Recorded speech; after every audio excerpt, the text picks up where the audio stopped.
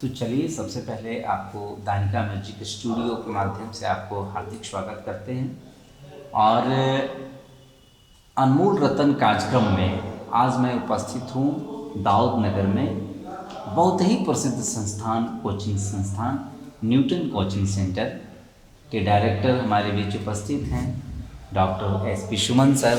आपको अपने स्टूडियो में बहुत बहुत स्वागत। और साथ में जब मैं तो बहुत पहले मिला हूँ सर से, पहले भी मिलता रहता हूँ, लेकिन इधर कुछ दिनों पहले कोरोना काल के पहले से जब हम लोग यहाँ पे मिले तो एक बहुत ही मैं क्या कहूँ ऐसे गार्जियन हमको मिले हैं जिनका नाम है श्री द्वारिका प्रसाद जी हमारे बीच उपस्थित हैं, जो इस दाऊद नगर में नाटक के क्षेत्रों में और गीत संगीत के क्षेत्रों में एक ऐतिहासिक अपना रोल निभाए हैं। तो सर आपका भी मैं स्वागत कर रहा हूँ अपने स्टूडियो में, और मुझे बहुत ही अच्छा लग रहा है आपके बीच आकर के। जब मैं सुमन सर से मिला तो मुझे लगा एक अलग ऊर्जा प्रदान हुई कि इस क्षेत्रों में ये लोग इतना अच्छा अपने उम्र के हिसाब से ना कोई डिफरेंसेट को देखते हुए बिल्कुल ताज़ा रहते हैं, तारो ताज़ा रहते हैं, और मेरे अंदर भी ताजगी आई, ऊर्जा आने लगी। तो मैं चाहूँगा कि सुमन सर आप बताएं, आप बहुत युवाओं को बहुत दिनों से सेवा कर रहे हैं और यहाँ शिक्षा के क्षेत्रों में आपकी एक अहम भूमिका रही है। सुमन सर, लगभग 20 वर्षों से मैं विज्ञान के शिक्षक के रूप में इस इलाके के विद्यार्थियों को विज्ञान की शिक्षा देते आ रहा हूँ। जी जी। शिक्षा देने के क्रम में हमारी एक बार मुलाकात बगल में उपस्थित द्वारिका गुरु जी से हुई, और इनके साथ हमें भी एक अवसर मिला नाटक में भाग लेने का। जी जी। मेरा वो पहला नाटक था, और उस नाटक में जब मैंने सम्मिलित हुआ तो हमें लगा कि एक शिक्षक को अपनी संवाद प्रेषण की कला को जानने के लिए विज्ञान के विद्यार्थी जो जानते हैं जी जी, वो अपनी जानकारी को लोगों के सामने प्रस्तुत कर पाने के लिए जी, उनको नाटक बहुत मददगार साबित होगा। नाटक के माध्यम से ये लोग बताते हैं कि अपनी बात को कैसे रखना चाहिए, जी बिल्कुल। और हमें लगा कि ये ज़रूरी है। तब से मैंने अपने विद्यार्थियों को किताबी ज्ञान देने के साथ साथ जी उनको कहा कि आपको जो है सांस्कृतिक गतिविधियों में ही शामिल होना चाहिए। जी हाँ। इससे कैसे बात किया जा सकता है, कैसे बोल्डली किसी कार्यालय में आप जा सकते हो, बोल्डनेस लाता है। और जब सांस्कृतिक गतिविधियों का महत्व तो मेरे समझ में आ गए, तब से मैं अपने संस्थान में जो भी पढ़ने वाले विद्यार्थी हैं जी उनको बराबर कुछ न कुछ इस तरह के एक्टिविटी में सम्मिलित कराता हूँ, उनको अवसर देता हूँ। जी।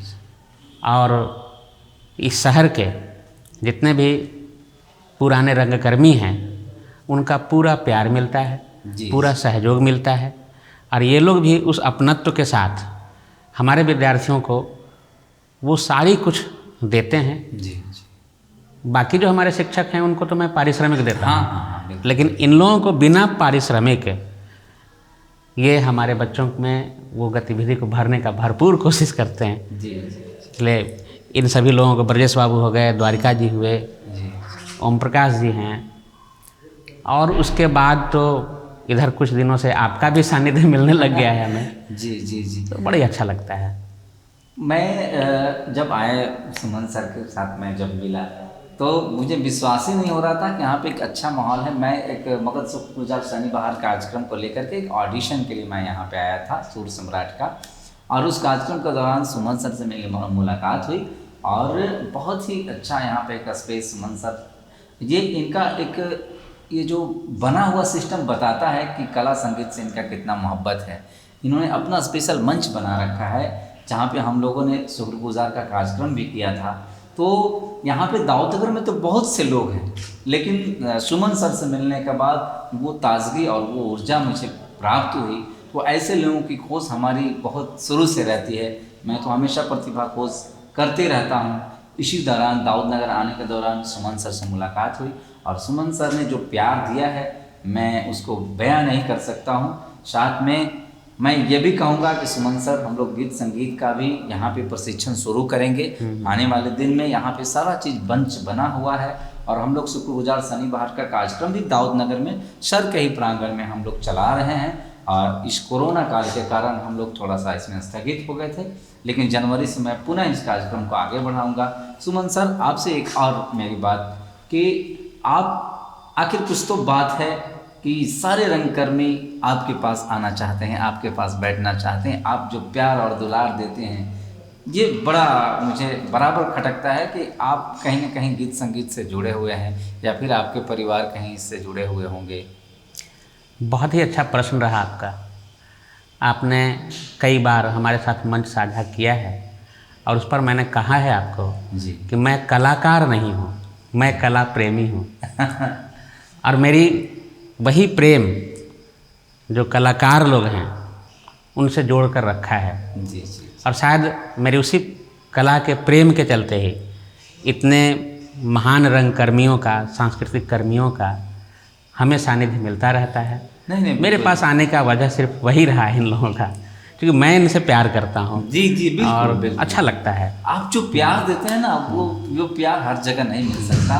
और ख़ास करके ऐसे गुरुजनों का जो है हंसना खेलना मुझे एक अलग ऊर्जा देती है। इन्हें इस उम्र में भी गुरुजन लोग इतने ताजगी रखते हैं। हम लोग को और कितना तेज़ चलना चाहिए, हम लोग को और कितना मेहनत करना चाहिए, ऐसे लोगों को देखने से मुझे प्राप्त होता है।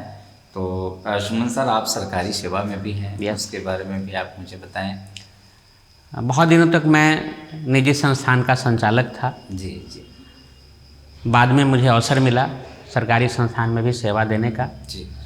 मैं वहाँ भी सेवा देता हूँ पूरे मन से, क्योंकि कर्म ही पूजा है।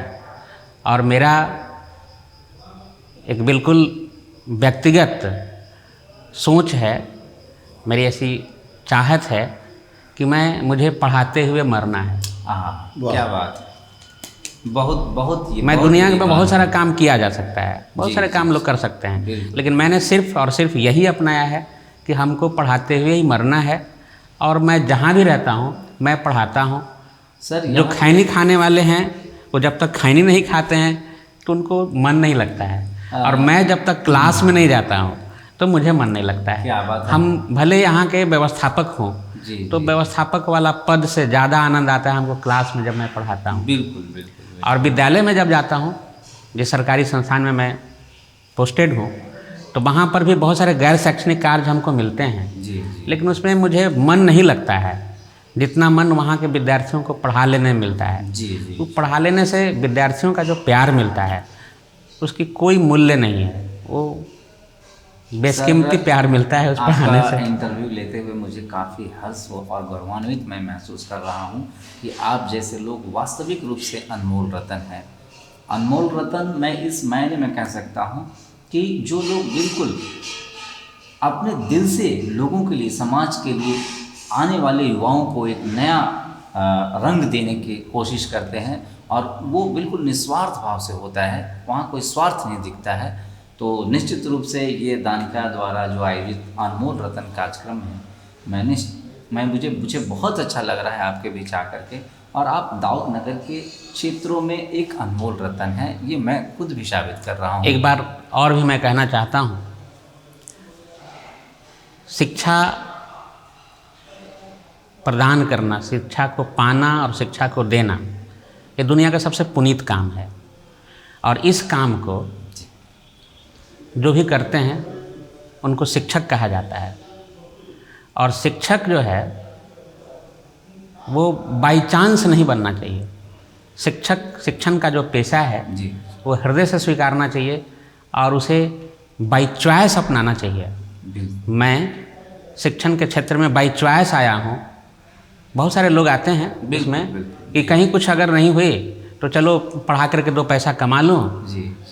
लेकिन उनकी हृदय से चाहत नहीं होता है कि मैं शिक्षक के रूप में समाज के सामने आऊँ।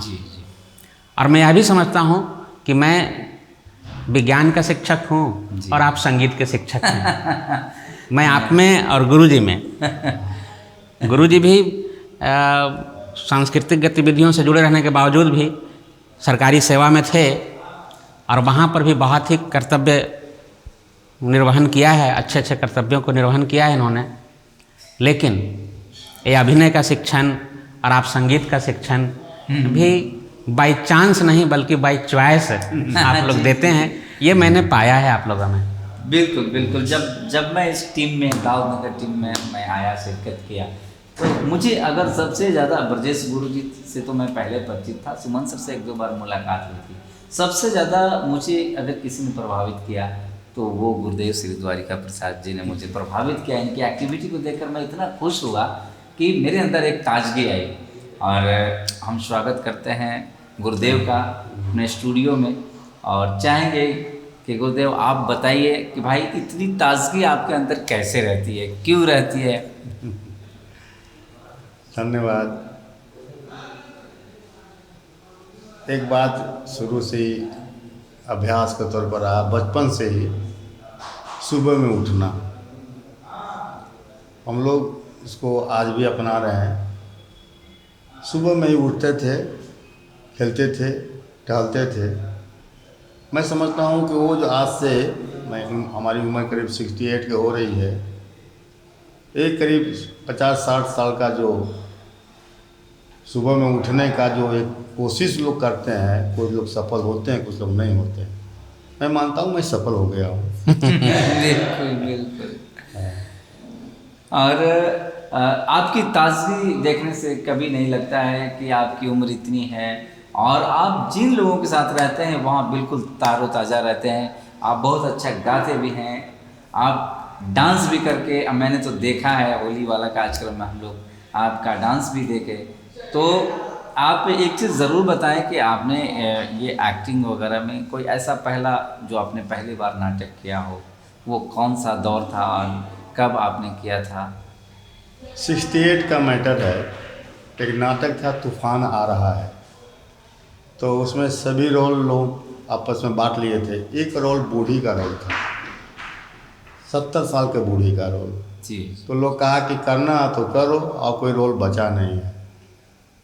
तो मुझे लगा कि हमको करना है, और पहला मैं नाटक में जो है 70 साल का बूढ़ी का रोल किया था 68 में। और गीत मैं गाता था। लोग कहते थे कि हमारी आवाज़ रफ़ी साहब से मिलती है। जी जी। तो मैं स्टेज पर रफ़ी साहब के गीत को मैं गाता था।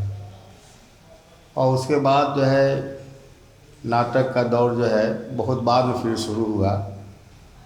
हमारे डायरेक्टर, हमारे गुरु, हमारे बाबा ब्रजेश जी आए हमारी ज़िंदगी में, और डोली ऐसी सजती है, वहाँ से नाटक शुरू होता है। उसमें मुझे एक सेठ का रोल मिला, जी। जो नाटक का जो है प्रमुख जो है पात्र था वो। उसके बाद खुद ब्रजेश भाई हमको विलेन ही बना दिए। हमेशा विलेन का रोल, ठाकुर का रोल, जमींदार का रोल देते रहे। करते करते अकबर का रोल, महाराणा प्रताप का रोल, इस तरह के मैं रोल निभाया। और अब तो इधर में नाटक हम लोग अब नहीं कर पा रहे हैं, उम्र भी हो गई है और टीम भी अब वैसा नहीं रहा। हाँ, लेकिन सुमन जी के कोचिंग में इनके जो बच्चे हैं time to time Suman ji कहते हैं, तो मैं कुछ अपना जो है उन लोग को, बच्चों को ट्रेनिंग दे के प्रशिक्षित करके कुछ अपना शौक़ पूरा करता हूँ। जी जी। ये बहुत बड़ी बात है सर कि आप इस उम्र में भी लोगों के बीच इतना एंटरटेन करते हैं। ये ताजगी बताता है कि निश्चित रूप से आप अपने समय में कितना एक्टिव रहे होंगे। और नाटक तो दाऊद नगर का नाम, हम लोग ज़िले में रहते हैं तो दाऊद नगर का नाम पहले आता है नाटक के क्षेत्रों में। तो ये आप लोगों का ही देन है। आप लोगों के सानिध्य में रहकर जो जिन कलाकारों ने अपना समय दिया होगा, निश्चित रूप से उनके अंदर कला निश्चित रूप से आई होगी, और दाऊद नगर इसके लिए जाना भी जाता है। और मैं चाहूँगा कि पुनः इसको हम लोग नाटक को भी हम लोग एक्टिवेट करें, आने वाले युवाओं को इसके प्रति प्रेरित करें, और इसमें आपकी अहम योगदान हो। आप लोग का आशीर्वाद मिलना हम सबों के लिए बहुत सौभाग्य की बात है। देखिए, जिस कालखंड में हम लोग नाटक करते थे वो कालखंड कोई और था। उसमें कोई दूर दूर तक के स्कोप जो है, खासकर इस तरह के ग्रामीण क्षेत्र में रहने वालों के लिए जो है नहीं था। तो हम लोग रोजी रोटी जो है दूसरे जगह से लिए। मैंने सर्विस किया, मैं कृषि विभाग में था। लेकिन आज के दौर में एक बहुत बड़ा मंच हो गया, बहुत बड़ा जगह हो गई है जी। कि जहाँ से रोजी रोटी बहुत बढ़िया से प्राप्त हो सकता है। जी बच्चे अगर ईमानदारी से इसमें मेहनत करें और एक टारगेट बनाए, एक एम्बिशन बनाए जी, कि जी। मुझे यही करना है, जी। तो उनको यही करेंगे और बढ़िया से करेंगे और सफल होंगे। बिल्कुल बिल्कुल। अब हम लोग जो भी कार्यक्रम किया एक शौक के लिए किया। जी जी। अब ये शौक नहीं है, केवल शौक ही नहीं है। हाँ। इसमें अगर कोई कोशिश करे, मेहनत करे, तो ये जो है एक अच्छा जीवन कैरियर हो यापन, सकता ये है। जीवन यापन का साधन जी, बन जी, सकता है। अच्छा करियर हो सकता मतलब कल तक ये केवल हॉबी तक सीमित था, जी। अब इसको प्रोफेशन बनाया जाता है। बिल्कुल बिल्कुल। आज के डेट में आज के डेट में सोशल मीडिया है, सोशल मीडिया के माध्यम से अपनी जो भी प्रतिभाएं हैं हाँ। वो सामने आ जाती है और उसके अंकन करने वालों की नज़र भी उस पर आ जाती है। हो रहा है। जी जी। कुछ कलाकार जो है अपने घर में ही जो है वीडियो बना करके हाँ। उसको मीडिया पे डाल रहे हैं। जी, जी, और जी। देखते देखते वो मीडिया जो है वायरल हो जा रहा है। हाँ, बिल्कुल। और उनको जगह मिल जा रही है, जगह सफल हो मिल जा जा रही रही है। हाँ। ये सोशल मीडिया के माध्यम से लोगों को हो रहा है ये बातें कि लोग इसमें अच्छा कर रहे हैं और उनको एक अच्छा मौका मिल जा रहा है। वैसे प्रोड्यूसर के पास, वैसे डायरेक्टर के पास बातें चली जा रही है कि ऐसे प्रतिभावान लोग हैं, उनको डायरेक्ट कंसल्ट किया जा रहा है। तो मैं 2 शब्द मैं कहूँगा उन जी। युवाओं के लिए। अक्सर मैं देखता हूँ, सारे लोग देखते होंगे कि जो थोड़ा सा गा लेते हैं, अभिनय कर लेते हैं, तो उन लोग अहम आ जाता है, घमंड आ जाता जी है। जी। उसको छोड़ने की ज़रूरत है। बिल्कुल बिल्कुल। सोचिए जो आज विश्व में लेवल पर जो कलाकार हैं, उनकी बातों को देखिए, कितने मुलायमियत से बोलते हाँ, हैं, बिल्कुल। कितने प्यार से बोलते हैं। और इधर के जो है बच्चे जो है थोड़ा सा सीख जाने के बाद जी। लगता है कि मैंने बहुत कुछ जान लिया। नहीं, संगीत तो साधना की चीज़ है, बिल्कुल, कला साधना बिल्कुल। की चीज़ है और कई जन्मों का चीज़ है। हाँ, हाँ। एक जन्म में नहीं, नहीं। कई जन्म के बाद जो है कोई लता, कोई रफ़ी जी। और कोई बड़े बड़े कलाकार बनते हैं। कोई एक जन्म का चीज़ है। नहीं नहीं। हाँ, आजकल के युवाओं में ये इसलिए होता है सर कि वो गुरु शिष्य परंपरा को नहीं देखे हैं, वो अपने बुजुर्गों को तवज्जो कम देते हैं। क्योंकि हम सबसे पहले अगर कुछ भी सीखते हैं हाँ। तो अपने पूर्वजों से सीखते हैं। हाँ अगर मेरे अंदर कोई भी टैलेंट डेवलप होता है हाँ। तो उसमें हमारे पूर्वज का पहले देन होता है, हाँ। गुरुजनों का देन रहता है। हाँ। आजकल के युवा एक सोशल मीडिया पर देखते हैं और अपने आप को चाहते हैं कि हम नकल करके कर लें, हाँ। लेकिन नकल करके वो अनुभव नहीं प्राप्त कर सकते हैं और इसकी कमी के कारण उनके अंदर अहम आ जाती है। तो ये युवा आजकल के युवाओं के लिए बहुत बड़ी बात है। आपकी बात से लोग प्रभावित भी होंगे सर कि हमारे अंदर अहम नहीं होना चाहिए। अगर हमारे के अंदर अहम हो जाएगा तो मैं कुछ ही चीज़ ले नहीं पाऊँगा। तो आज यहाँ पे दाऊद नगर में अनमोल रतन कार्यक्रम के माध्यम से मैं उपस्थित हुआ, आप सबों का आशीर्वाद मिला। मैं धन्यवाद देना चाहता हूँ सुमन सर का और द्वारिका गुरु जी का कि ऐसा ही प्यार आशीर्वाद बनाए रखें। आने वाले कार्यक्रम में फिर पुनः हम लोग यहाँ पर उपस्थित होंगे शुक्रगुजार सनी बहार के कार्यक्रम में। आज के लिए इतना ही काफ़ी, बहुत बहुत शुक्रिया, धन्यवाद।